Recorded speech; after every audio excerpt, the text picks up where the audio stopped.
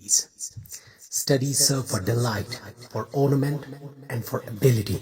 Their chief use for delight is in privateness and retiring, for ornament is in discourse, and for ability is in the judgment and disposition of business. For expert men can execute and perhaps judge of particulars one by one, but the general counsels and the plots and marshalling of affairs come best from those that are learned.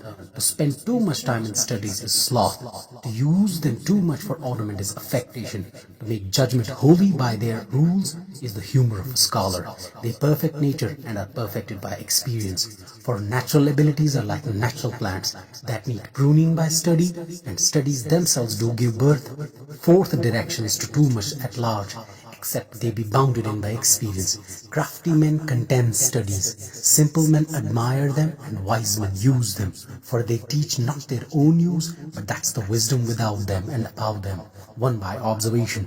Read not to contradict and confute, not to believe and to take for granted, not to find talk and discourse, but to weigh and consider. Some books are to be tasted, others to be swallowed, and some few to be chewed and digested.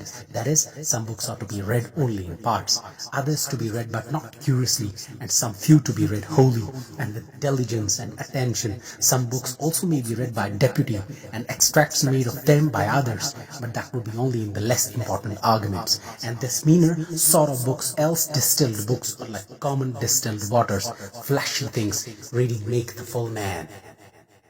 Conference a ready man, writing an exact man. And therefore, if a man write little, he had a need have a great memory. If he confer little, he had need have a present wit. And if he read little, he had need have much cunning.